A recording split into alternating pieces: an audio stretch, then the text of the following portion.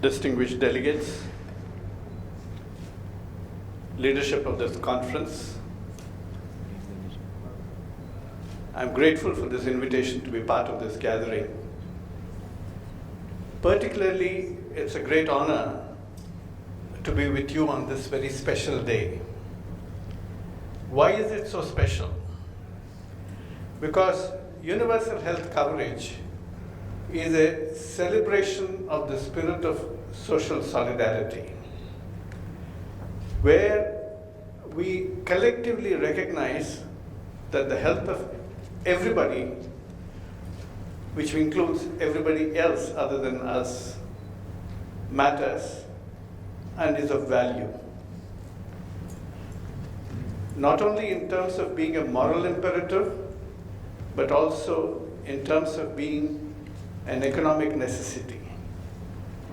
If this lesson had not penetrated deep enough, COVID-19 was there to remind us that no one is safe till everyone is safe. And therefore, health matters, whosoever it might be, wherever in the world they might be. And health systems matter, and universal health coverage matters. Indeed, this is a commitment for common good, which is a great civilizational advance, that we recognize that we are all striving for common good. However, it was not always so. It was in 19th century Germany that Chancellor Bismarck, also known as a man of blood and iron, not necessarily considered to be the most compassionate person, introduced reforms of social health insurance. The driving motives at that time were not so much social solidarity, but the state policy which looked at Germany at the beginning of the Industrial Revolution as requiring a healthy workforce, Germany pursuing its imperial ambitions, looking for a healthy young army, and in a situation where there was a lot of labor union unrest, and social philosophers and scientists like Rudolf Virchow were asking for social reforms. This was considered a necessity, even as a part of the state response. Then, of course, you had the Beveridge Report in the United Kingdom.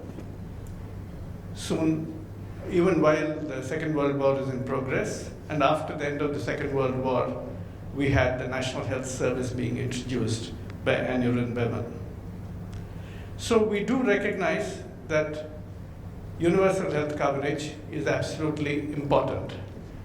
And if we, again, needed fresh reinforcement of that, it was reminded through a series of developments in the second half of the 20th century, where following upon a multitude of crises, people started investing in human resources and health in particular. In Britain, as I said, the National Health Service came into being. Then, that was immediately after the Second World War. In Japan, which was still recovering from the devastation of the Second World War, where it's actually suffered a huge defeat, in the 1960s, they invested heavily in universal health insurance, and that helped Japan to recover and grow into a major industrial economic power.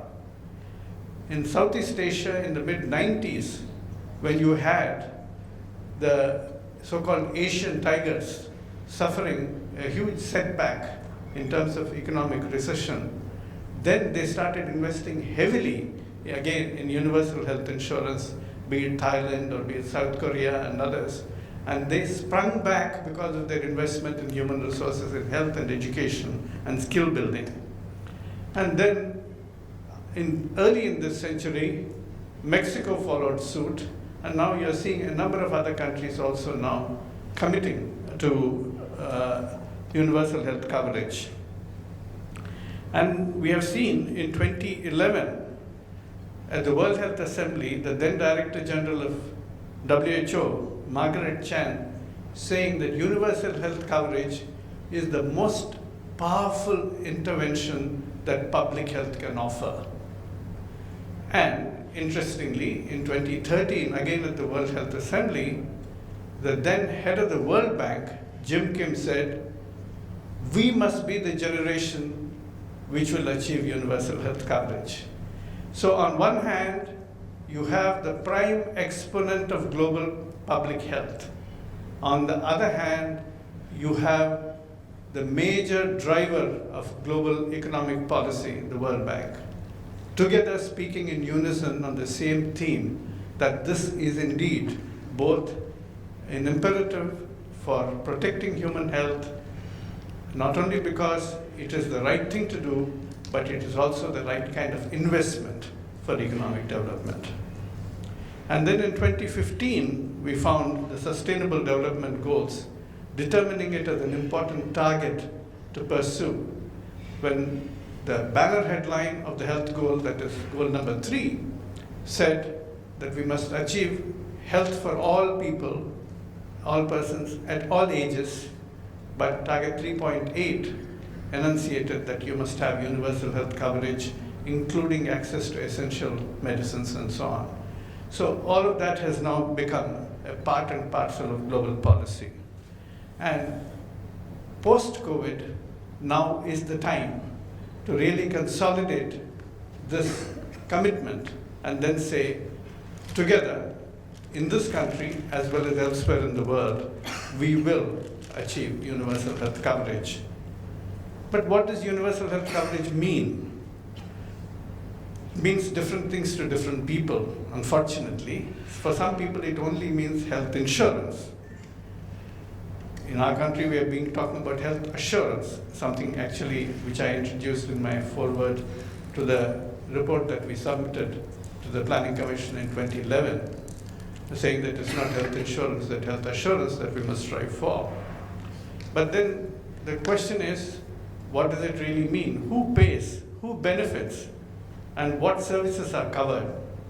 The WHO defines universal health coverage as a state where every person receives all the services, health services the person needs. It is not just wants, but needs, which are quality assured without suffering financial hardship. So this is the definition that WHO has offered. Then of course, the critics started questioning immediately, isn't it a utopian idea? How does one ensure that everybody gets all the health services they need without suffering any financial hardship? Is it possible for any country to provide that? Particularly when multiple countries are at very different levels of economic development. So the WHO came back with a cube which had 3 dimensions. One dimension was population coverage. The second one was service coverage. The third is cost coverage.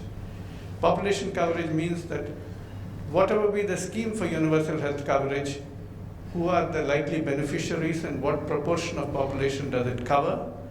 Ideally, everybody, of course. But what proportion of population does it cover? Second, what are the services that are included in the package? And third, what is the financial protection provided by the scheme and what level of investment would be required? Now, these 3 dimensions will have 3 different perspectives from different societal stakeholders. The politicians would want the population coverage to be as broad as possible, as many people to be included as possible. I'm not saying that they're not equity oriented, that's an equity perspective, but they're also looking at vote banks, at the number of satisfied voters who will vote for them. It doesn't matter if the scheme, the provision is thin in terms of services, but as long as there are many grateful voters that will be happy for them. But health professionals, doctors and others would want as much service coverage as possible, saying that my patient deserves the very best. Why not a cochlear implant? Why not a renal transplant? Why not costly cancer chemotherapy? And that means essentially it is the not broadest and even if necessary the costliest service package. The health system managers and those who handle the purse strings in the Niti Aayog or in the finance ministry, they look at what is the amount of financial protection we can provide, what is the amount of poverty we can redeem or protect people from, while observing principles of fiscal prudence so that the budget doesn't go bust. Now, the perspectives of all three groups are rather different. There's a dynamic tension between the three, and we need to balance that while developing the benefit package. And therefore, the benefit package is determined by a number of considerations: the burden of disease or diseases, the kind of interventions that are available with proven efficacy and effectiveness, cost effectiveness, and now there is a concept of extended cost effectiveness, which means that previously people were only looking, okay, how much health for the money but now people are saying how much of poverty is protected from. I mean, for example, a cardiovascular procedure may be very expensive to look at, may not appear cost effective to look at. But if that is going to cause poverty to the family because of the huge cost, and you are able to provide that and rescue that family from becoming poor, then that is extended cost effectiveness. So different kinds of arguments are now being articulated at this point in time. But we also require to look at equity, because you just can't go by cost effectiveness or even burden of disease. There are people who suffer serious illness, and you have to ensure that there is an equity perspective for rare disorders or sometimes even for others. And we now recognize that equity has to be tackled in two dimensions. One is horizontal equity, where everybody is entitled to the same set of services, like primary care, some of the elements of secondary care, and so on, and possibly even life-saving elements of tertiary care. But there is also a vertical element of equity, which means that you recognize that there are pre-existing health inequalities in society, and you make a very concerted, deliberate attempt by providing additional resources or additional services in order to bridge those equity gaps. And therefore, any package of services, any scheme has to really balance all of these elements together. And we now recognize that universal health coverage cannot be segmented across age or fragmented across disease-specific programs. It has to be all-encompassing in terms of health service, looking at all of them together. That's why this business of only looking at maternal and child health, or we'll look at children under 5 years and forget adolescents. We'll forget women after they've crossed the reproductive age, as though they don't exist, they don't have a life after that. That attitude has to change, and universal health coverage has to truly becoming all-encompassing across ages and across all stages of life. So it is across the life course. But whichever the stage, women are often left behind. From preconception to childhood and adolescence, marriage and motherhood, older adulthood, elderly age, women have been left behind. And that is the bitter truth of how health services have been configured and delivered. There are many health challenges across the life course, and those of you who are here are very familiar with it, particularly as caregivers or supporting care providing organizations. Therefore, I will not go into great details about them. Now, if you look at preconception, a girl child who is undernourished will have a small pelvic size. So when she becomes pregnant in late adolescence or early young adulthood, after being pitchforked into an early marriage and rushed into pregnancy, that small pelvic size will have a small placenta, less blood flow. So the child is likely to be born small in size. And that disadvantage continues intergenerationally. And there is yet another intergenerational component. If the fetus in the womb of the pregnant mother happens to be a female fetus with ovaries, her own germ cells are likely to be epigenetically programmed, because whenever the nutrition is less, the epigenetic programming is for survival. You try and program for survival so that you shrink rest of the body organs, you try and maintain enough energy for the brain and the nervous system, and your muscles actually do not develop that much, other organs do not develop that much. Your primary priority is not growth, it is survival. And therefore, the epigenetic program of those oocytes or eggs in the child who is still in a fetal stage will affect her child later on. So it is not just the child yet to be born, but the child yet to be conceived who is going to be affected by this intergenerational effect. So we have to really look at all of these elements. And of course, we recognize that anemia in adolescent girls is a huge challenge. And we know that if you really look at anemia in women in reproductive age group or in pregnant women, even in the latest National Family Health Survey, 52% of the women were anemic. In the reproductive age group of 15 to 49 years, 58% were anemic. And children, 67% were anemic under 5 years of age. So under this background, it's not possible to build health. Of course, female feticide and infanticide is another shame which affects. If you look at the sex ratio in 2011 census, 943 females to 1,000 males. Not uniform. Kerala, 1,084 females to 1,000 males. Puducherry, 1,037 females to 1,000 males. That's how it should have been in nature's scheme of things. But in Delhi, 868, Haryana, 879, Jammu and Kashmir, 889, Punjab, 895.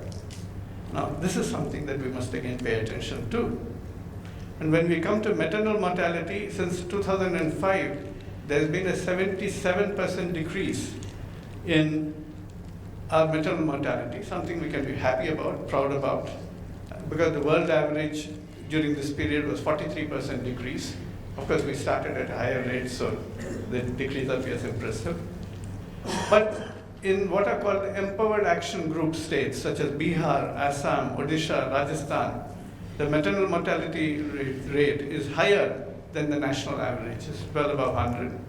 And if we are going to be reaching our goal of 77 in the Sustainable Development Goals by 30, we have to really not look at states which are under 50, but we have to start looking at states which are above 100, particularly those who are above 120, and say how do we correct some of these inequalities. Now, as far as the other health conditions are concerned, there are gender-specific health conditions of women and gender-bias-related health conditions of women. Gender-specific is easy to identify.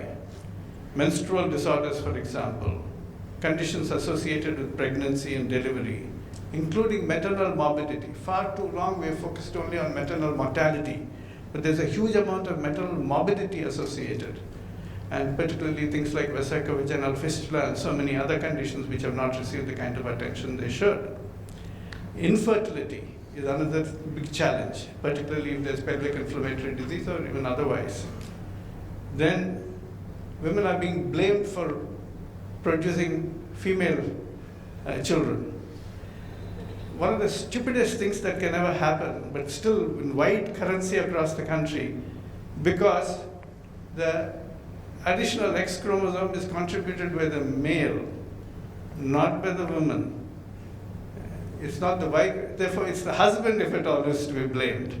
And this is something that ought to be a very strong public health message that should be repeated across, taught even in schools, so that the kind of harassment that happens, particularly in northern India, doesn't happen.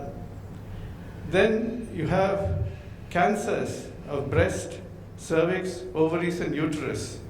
PCOS, certainly there's going to be a talk here. Obesity.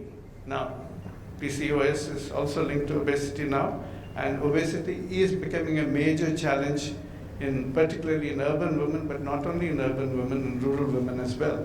And we know that obesity is not merely what is called the increased body mass index, which itself is now happening, particularly in women above the age of 45. The moment they cross 40, 45, it's happening. It's happening even in rural women. But what we call abdominal obesity or visceral adiposity. Nature did not intend women to have abdominal adiposity. Women are meant to be pear-shaped according to nature's intent, because the fat around the buttocks has a different metabolic profile. Men are supposed to be apple-shaped, even they should not get terribly apple-shaped. It may have been a gift from Eve, for all we know. But nevertheless, we know that that is metabolically different and predisposes to diabetes and vascular disorders and so on.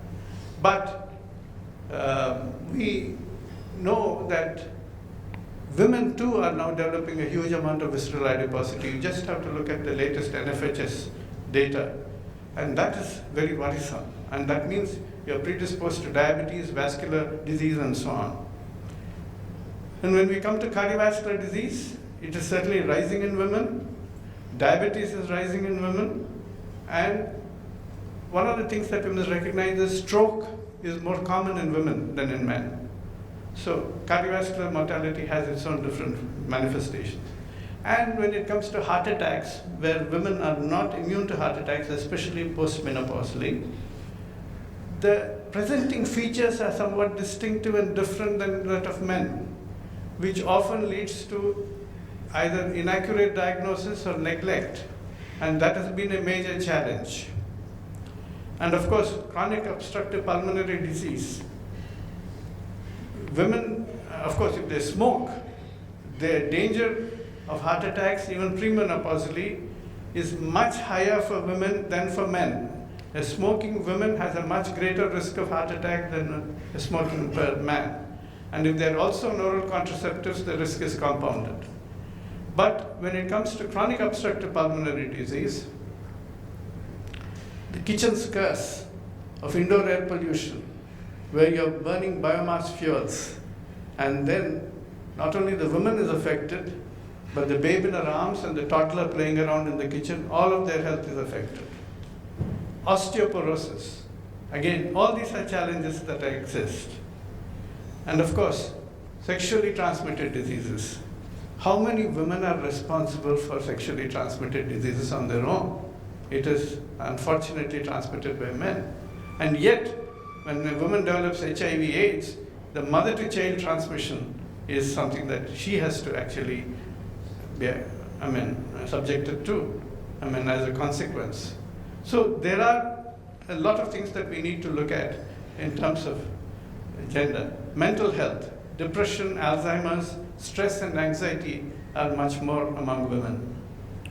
Now, in terms of health services, there is unequal access. A study from AIMS showed that the farther away you get from AIMS, because it's a referral institution, the percentage of women patients attending AIMS decreases. If it is South Delhi or Delhi, okay, but the moment you start moving further away to Haryana, Bihar, Jharkhand, the numbers decrease because the premium is placed on man's health, not on women's health. And therefore, their ability to get referred and get timely care actually is very limited. Lack of finances, lack of financial power. If you have to purchase health care, the family, the man decides whether that is worth it or not for the woman to access health care. So all of these, in fact, studies have shown that healthcare expenditure on women is about 1.5 to 2.5 times less than that in men. And even if they do reach the area of healthcare, their symptoms are not often taken seriously. Particularly when it is a question of chest pain or atypical chest pain, they're dismissed as something in the mind.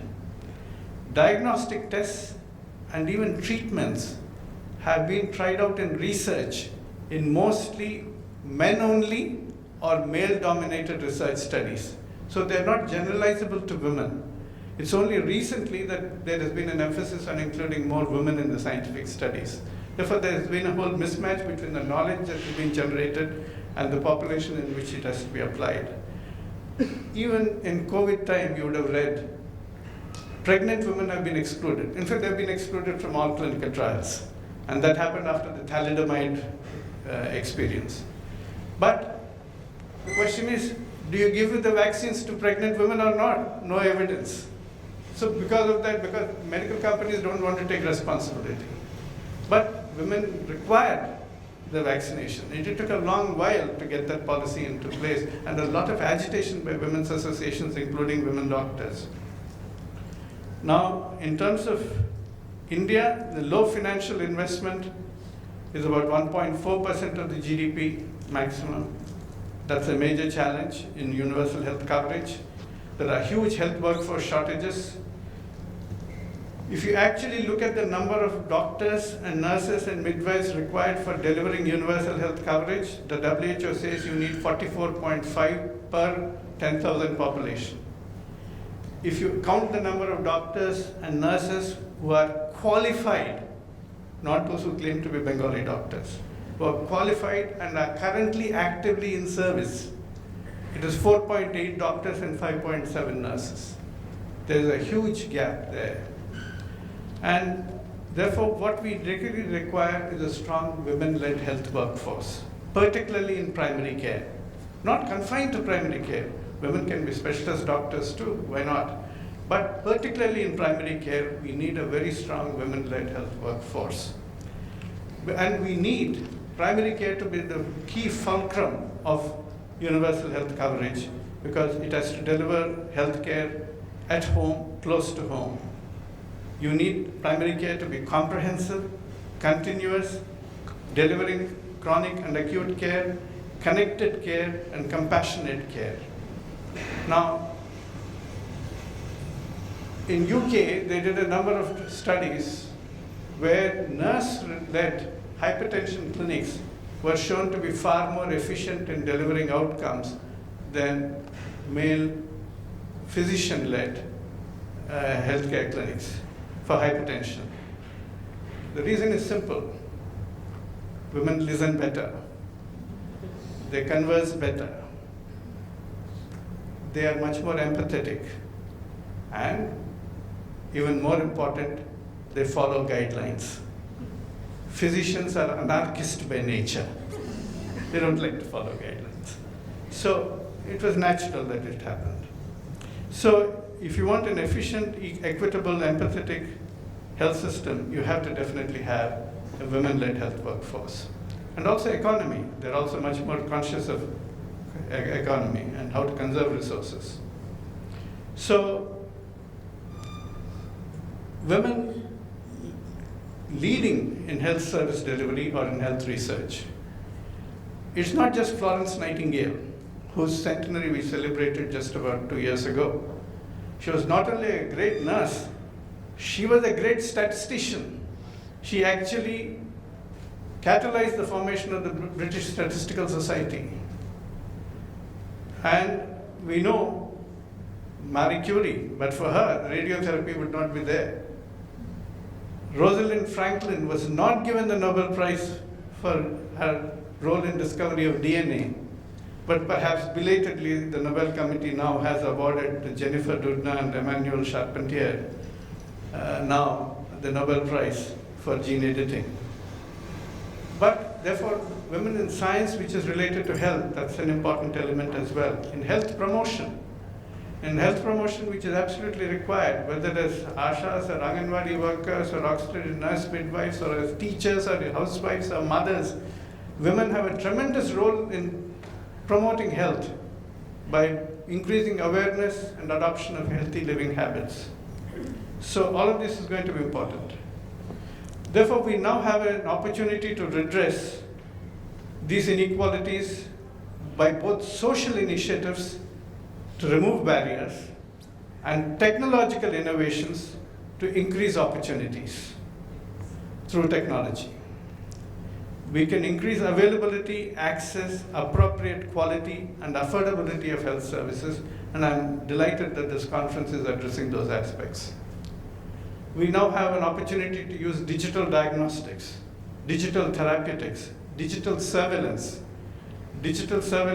in terms of also not just gathering data of outbreaks, but mapping the digital phenotype or passive behavioral surveillance. All this is possible now. Supply chain management, service utilization, deployment of human resources, all of this can be enabled by digital health.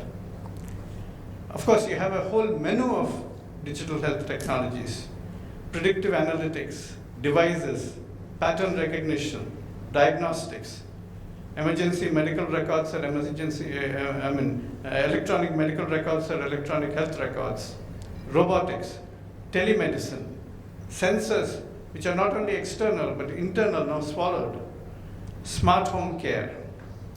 But while we are happy in listing all of this, we must distinguish between taxonomy of applications, which is theory, and on-ground reality, which is practice. What is the best fit? We must define the criteria for inclusion into clinical practice and public health programs. In terms of digital technologies, there are requirements that we need to study for them to be applied and when applied. To be applied, we must look at usability, clinical benefit, economic benefit, efficiency, fairness, interoperability, reliability, resilience, scalability, security, and safety. And when applied, we need to look at privacy, confidentiality, accessibility, transparency, replicability. And we must also look at data governance. We must balance between privacy standards and responsible data sharing. And here, interoperability becomes extremely important. This calls for multidisciplinary collaboration. It's not going to happen through one discipline. It requires partnerships in that process between technology developers and innovators, healthcare providers in hospitals and primary care, health system managers, public health experts, health economists, and social scientists. Therefore, we need a winning team. And on behalf of the Public Health Foundation of India, I can assure you that we were a willing partner in this effort. We also need local data because context matters. Bayesian principles of analytics. And we recognize that Western data-based algorithms that have been developed for diagnosis or management are not necessarily applicable in our context because the social conditions differ, the health profile differs, health system conditions differ, so we need to look at it separately. And we have seen the failure of Western facial recognition. Leave aside the oximeters, which are also color conscious. So we must really utilize our talent in this country with the huge numbers that we are generating of patients and healthcare recipients and healthcare providers as well in different contexts to gather that kind of data and use the power of digital technology to develop our own healthcare algorithms. So in healthcare, we must also recognize that particularly if there's a bias inbuilt into the original algorithm and if it gets repeatedly used, through differential overuse, we reinforce the bias through the feedback into the algorithms that enhances the bias. We need widespread and representative databases. And again, we need to bring together all the health systems as much as possible at different levels of care. And the logic of the AI algorithms must be shared. We cannot any longer have a black box. We need a white box. And we need that kind of sharing responsibly. So finally, let me conclude by saying that I'm greatly honored by this invitation But it's my firm belief that women's health is not only nature's best bet for the survival of humanity, but also the most gainful investment we can make for the stable, sustainable, and intelligent advancement of the human civilization. Thank you.